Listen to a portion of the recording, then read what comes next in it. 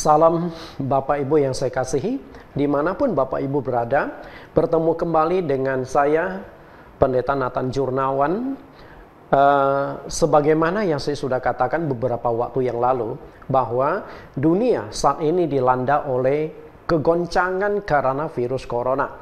Nah, semua aktivitas lumpuh, ekonomi, masyarakat, semuanya mengalami kelumpuhan. Dan pemerintah sudah menghimbau kita untuk menjaga jarak, social distancing.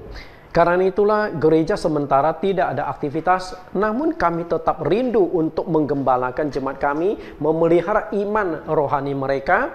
Karena itu di dalam masa penyebaran virus corona, saya menghadirkan satu renungan pendek. Setiap sesi ada 20-25 menit.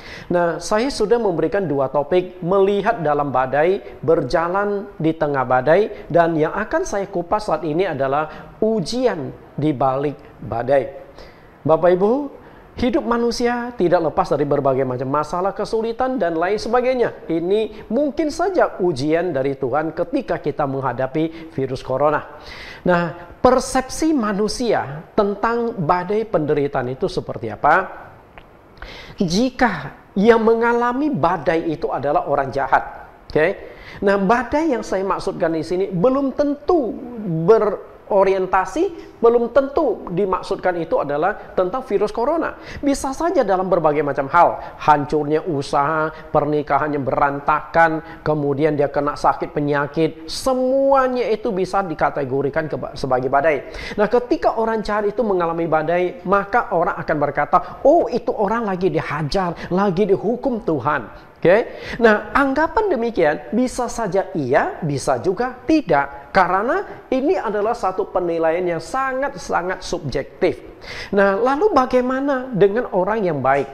Apakah orang baik itu tidak bisa mengalami badai? Apakah orang baik, orang yang saleh tidak bisa mengalami masalah kesulitan dan penderitaan? Saya katakan bisa. Nah, seringkali kalau orang baik itu mengalami masalah kesulitan, kita sebut sebagai ujian dari Tuhan. Ujian dan juga hajaran. Di muka bumi ini banyak orang yang baik. Walaupun demikian mereka juga mengalami berbagai macam masalah, kesulitan, dan penderitaan. Karena itu kita bisa katakan bahwa ini adalah ujian dari Tuhan. Salah satu tokoh yang ada di Alkitab, seorang yang benar-benar baik, seorang yang benar-benar saleh, namanya Ayub. Nah, tentang kebaikan dan kesalehan, kalau manusia yang menilai mungkin sangat-sangat subjektif. Sedangkan kalau yang menilai adalah Tuhan, itu mestinya objektif. Karena Tuhan tidak ada kepentingan dan dia memberikan penilaian sesuai dengan fakta yang sesungguhnya. Saat ini kita akan coba pelajari satu tokoh Ayub. Ayub adalah orang yang benar dan dia juga mengalami badai penderitaan. Nah, penilaian tentang kebaikan Ayub ini bukan datang dari manusia. Ayub punya 4 teman. Ketika Ayub mengalami badai, 4 temannya itu cenderung menuding Ayub. Engkau tidak benar, engkau jahat, dan sebagainya. Nah, sekarang kita lihat bagaimana penilaian Tuhan terhadap Ayub. Ayub pasal 1 ayat yang ke-8. Lalu bertanyalah Tuhan kepada iblis, apakah engkau memperhatikan hambaku Ayub, sebab tiada seorang pun di bumi seperti dia, yang demikian saleh, jujur, yang takut akan Allah dan menjauhi kejahatan. Ini penilaian yang fair, penilaian yang sangat objektif. Karena Tuhan menilai itu berdasarkan tentu apa yang terjadi di muka bumi. Tuhan tahu, semua manusia Tuhan tahu. Nah, Tuhan tahu bahwa Ayub ini seorang yang jujur, saleh, takut akan Allah, dan selalu menjauhi kejahatan.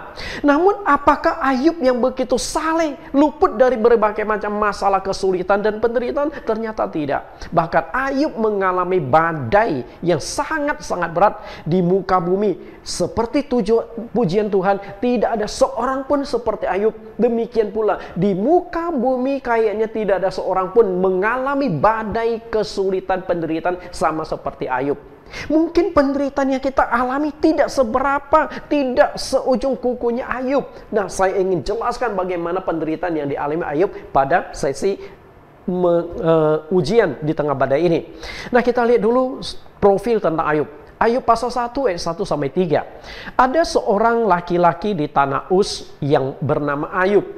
orang itu saleh dan jujur, ia takut akan Allah dan menjauhi kejahatan. Ayat 2, ia mendapat 7 anak laki-laki dan 3 anak perempuan. Ayat 3, ia memiliki 7.000 ekor kambing domba, 3.000 unta, 500 pasang lembu, 500 keledai betina, dan budak-budak dalam jumlah yang sangat besar. Sehingga orang itu adalah yang terkaya dari semua orang-orang di sebelah timur.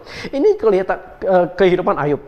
Awalnya Ayub hidup dengan kebahagiaan, punya banyak kekayaan, dan dia menjadi orang yang sangat-sangat kaya, bahkan menjadi orang yang paling kaya di sebelah timur.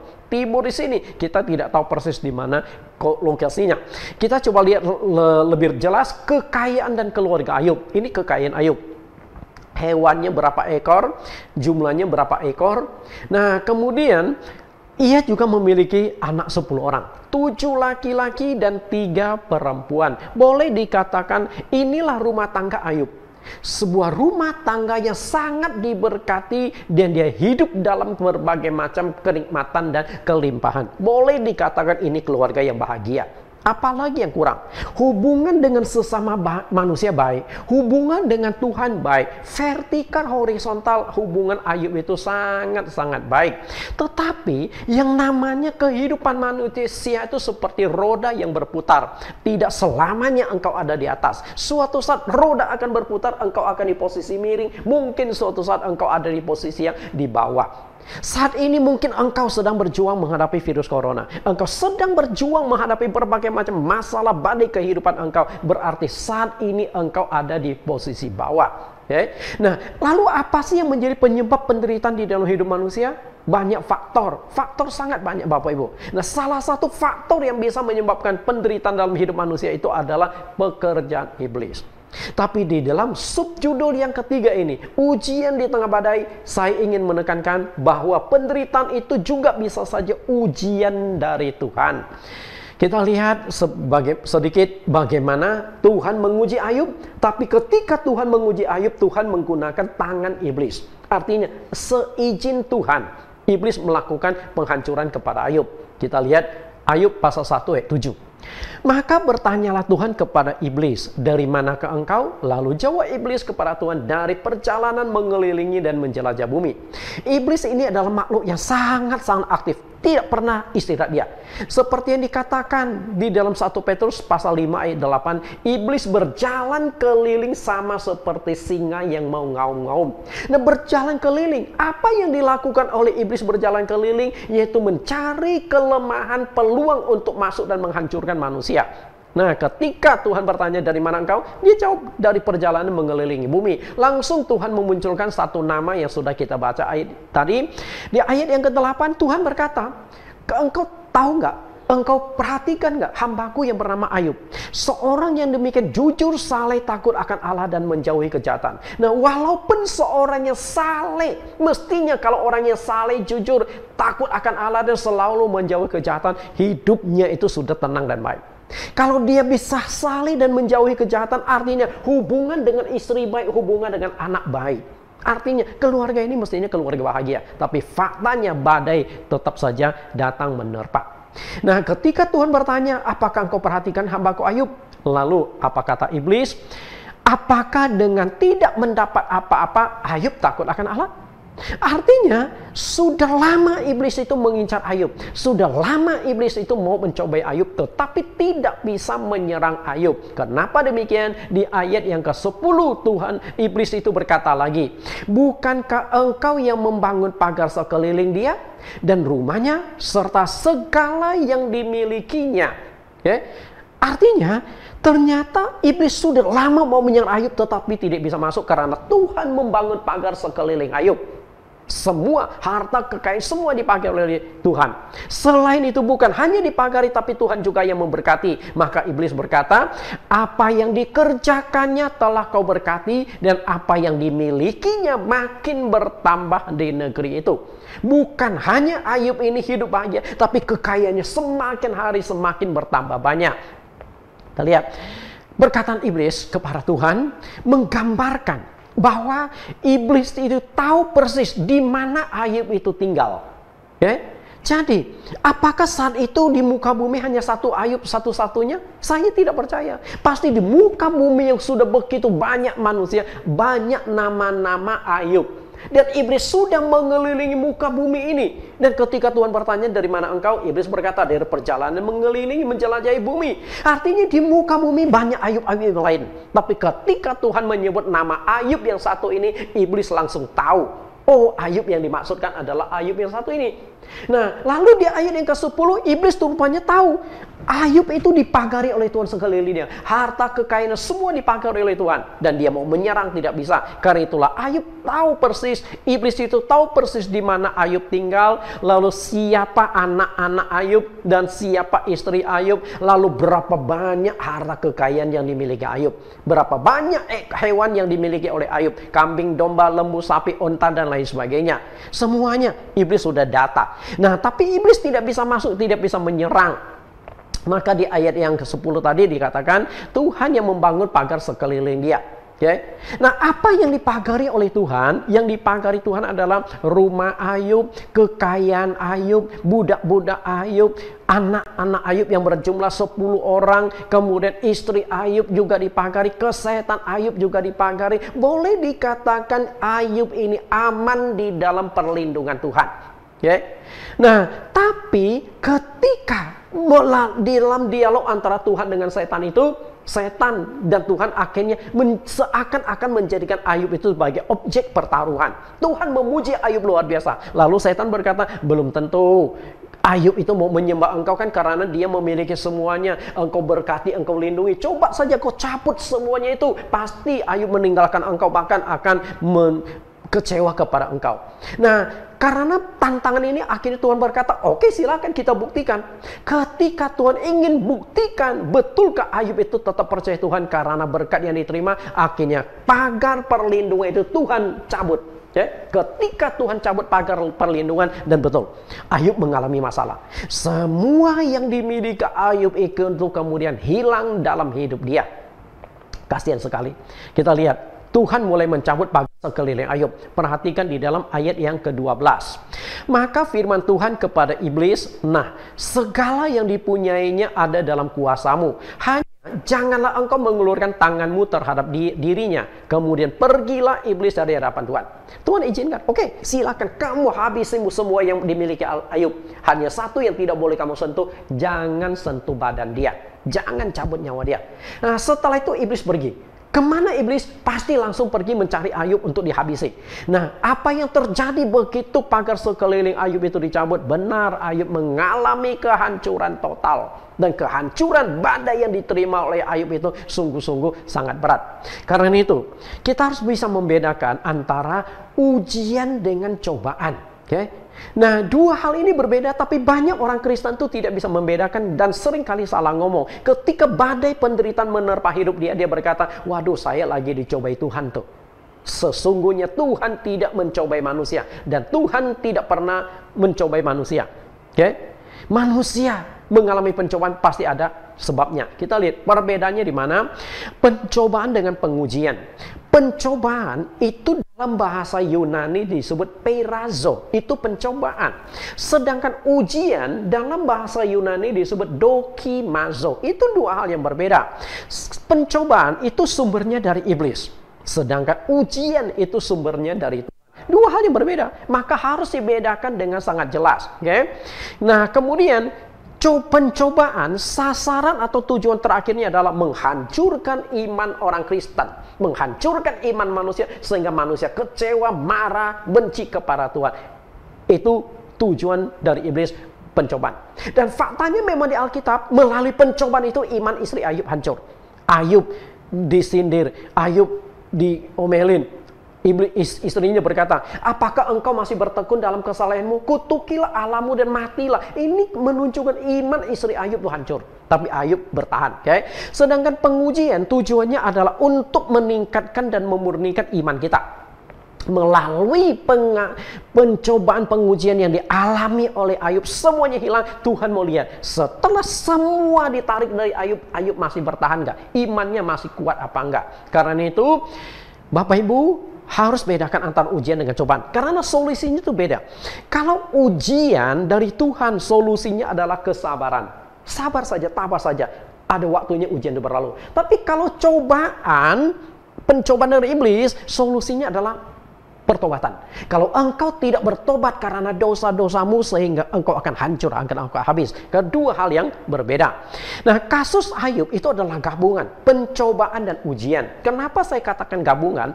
Satu sisi, iblis itu sudah lama mengincar untuk mencobai untuk menghancurkan hidup Ayub. Tapi di sisi lain, Tuhan akhirnya mengizinkan iblis itu menyerang Ayub karena Tuhan ingin tahu seberapa kuat, seberapa murni iman Ayub. Setelah semuanya hilang, setelah Ayub mengalami badai penderitaan, apakah Ayub masih bersandar pada Tuhan? Masih percaya Tuhan? Masih bersyukur pada Tuhan? Kita lihat, semua kekayaan Ayub itu habis. Lalu semua anak Ayub itu mati, dan Ayub sendiri kena kanker kulit yang begitu ganas. Lihat, badai yang menimpa Ayub itu begitu berat, Bapak Ibu. Semua harta kekayaan habis, bangkrut. Kalau engkau bangkrut, masih bisa bersyukur pada Tuhan, masih bisa kansecu, masih bisa matur nuwun sama Gusti. Semua anaknya tuh mati. Satu anak kita mati saja kita sudah marah, kecewa. Ini 10 tidak disisakan satu pun. Selain itu, dirinya sendiri kena kanker kulit. Tapi Ayub tetap bisa bertahan. Nah, bagaimana cara iblis menghancurkan Ayub? Ternyata media atau cara iblis menghancurkan Ayub adalah media yang bisa kita temukan dalam hidup kita sehari-hari. Misalnya, Ayub memiliki lembu, kambing, lembu, sapi, keledai. Caranya adalah melalui perampokan. Muncul sekelompok orang-orang Sheba merampas semua lembu, sapi, keledai. Nah, ini menunjukkan iblis bisa memakai orang jahat sekeliling Anda untuk menghancurkan hidup Anda, menipu Anda, menjahati Anda. Kita lihat begal pun bisa dipakai oleh iblis untuk merusak hidup kita. Kita tidak tahu. Lalu melalui peperangan, tiba-tiba muncul satu pasukan orang-orang Kasdim merebut semua onta yang dimiliki Ayub, sehingga Ayub sudah habis ontanya. Kemudian api turun dari langit. Ketika kambing domba sedang digembalakan di padang gurun, gembala sedang asik menggembalakan hewan-hewan itu, tiba-tiba api turun dari langit membakar habis semua kambing domba milik Ayub. Bahkan gembala-gembala pun dibakar oleh api. Berapa cepat api itu dan tepat sasaran. Nah, apakah saat itu hanya kambing domba Ayub yang digembalakan di sini? Belum tentu. Mungkin di sekeliling juga banyak kambing domba yang digembalakan, tapi tidak ada yang binasa. Tapi hanya Ayub punya kambing domba dan gembalanya yang mati. Kenapa demikian? Karena kalau iblis sudah mengincar seseorang, tepat sasaran, tidak akan meleset. Api itu biasa kita butuhkan dalam hidup kita. Api kalau masih kecil bermanfaat, tapi api begitu besar, sama seperti api yang turun dari langit ini, habislah.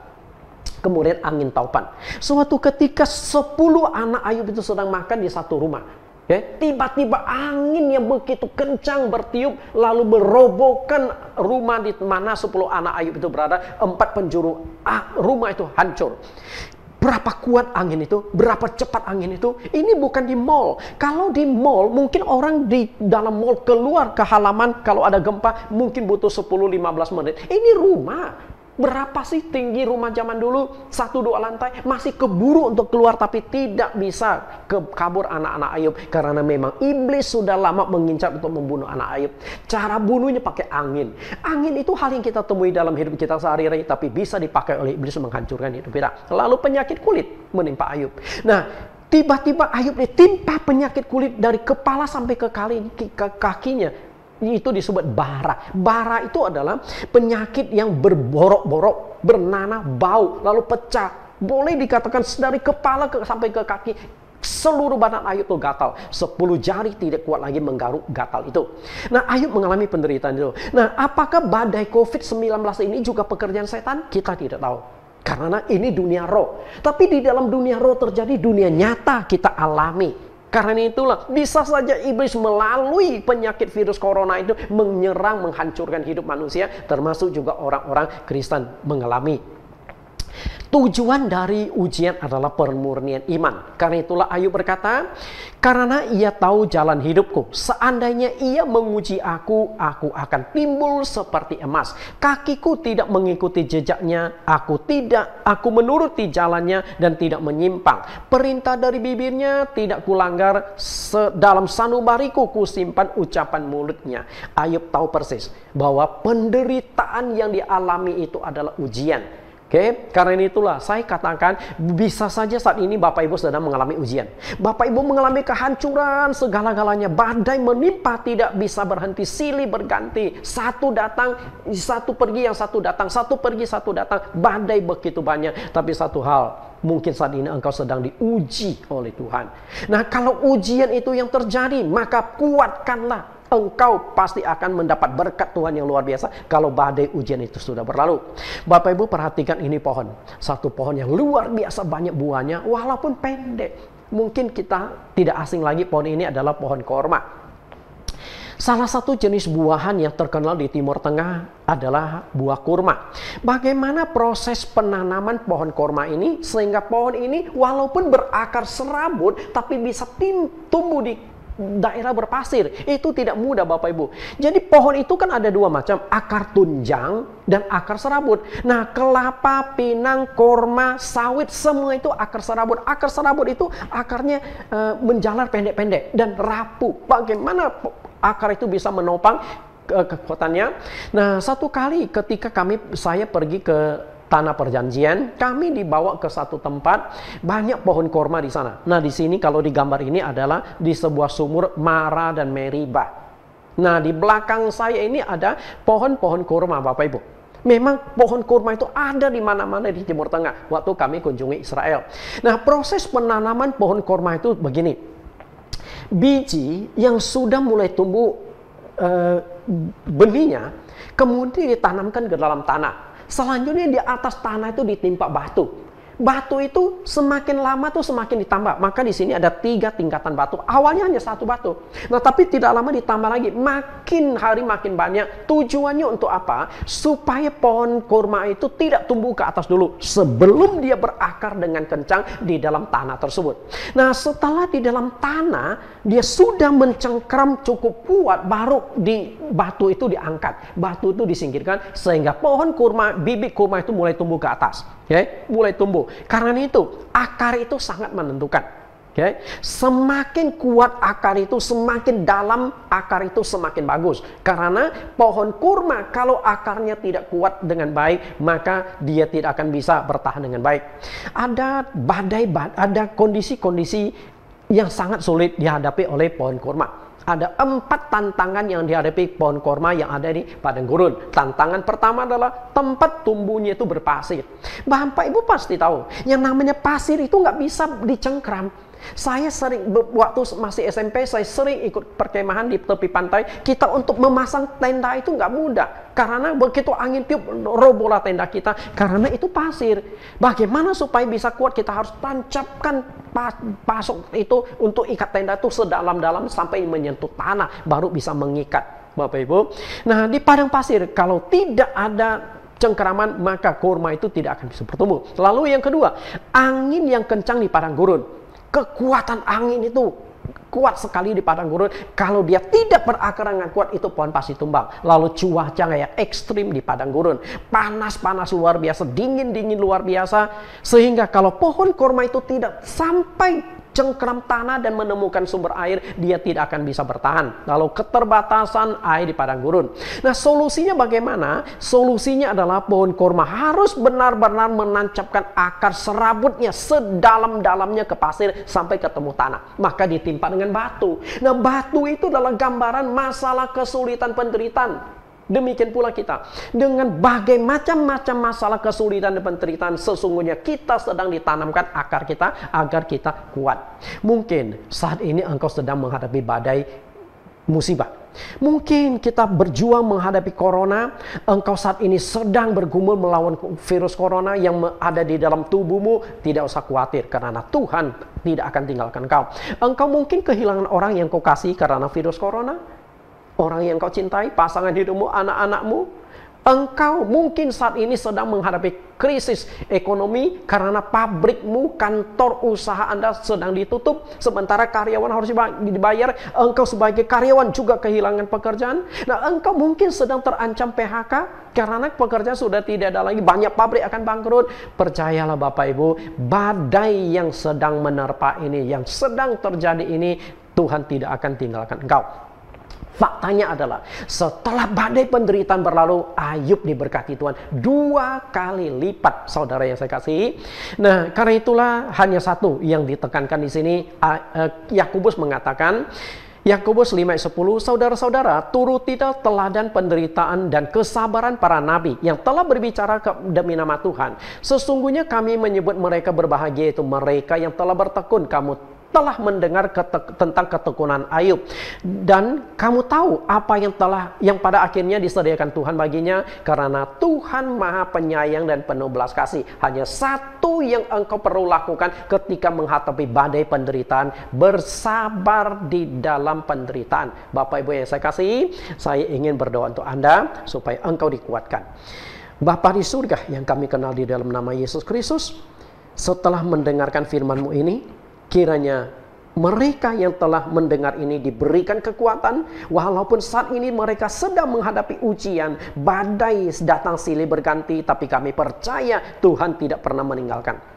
Badai boleh datang, badai boleh pergi, tapi satu hal yang kami rindukan, Tuhan tidak pernah pergi, tapi Tuhan selalu menyertai anak-anak-Mu yang saat ini sedang berjuang menghadapi ujian, yang sedang berperang, sedang berhadapan dengan iblis melalui pencobaan-pencobaan. Kiranya Tuhan menguatkan mereka, Tuhan melimpahi mereka dengan kasih sayang, dan Tuhan meluputkan mereka dengan kekuatan-Mu. Penghiburan dari Roh Kudus dilimpahkan dalam hidup mereka. Terima kasih Bapa, hamba-Mu serahkan anak-anak-Mu yang saat ini sedang berjuang melawan badai. Tuhan dampingi mereka sampai badai itu berlalu. Di dalam nama Yesus Kristus kami berdoa. Amin. Bapak Ibu, kita akan menonton sebuah lagu, mendengarkan sebuah lagu seperti Raja Wali. Bagaimana Raja Wali yang terbang tinggi menghadapi badai tapi dia bisa bertahan. Karya Pendeta Jonathan Prawira. Tuhan memberkati.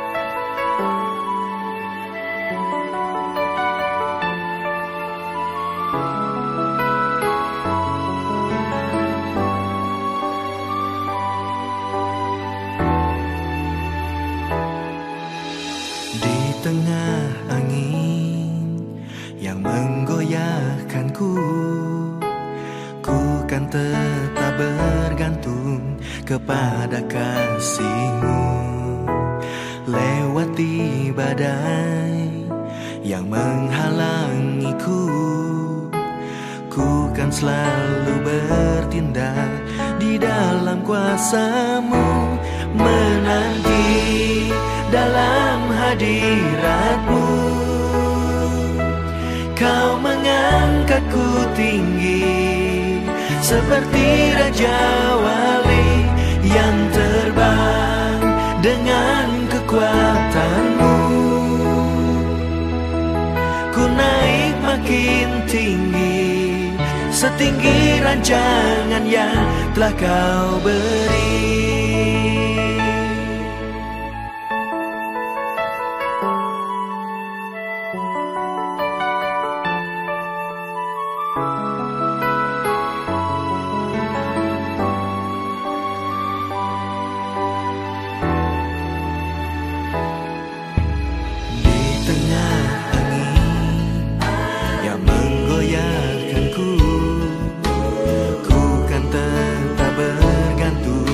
Kepada kasih-Mu, lewati badai yang menghalangiku, ku kan selalu bertindak di dalam kuasa-Mu, menanti dalam hadirat-Mu. Kau mengangkatku tinggi seperti Raja Wali yang terbang dengan kekuatan-Mu. Ku naik makin tinggi setinggi rancangan yang telah Kau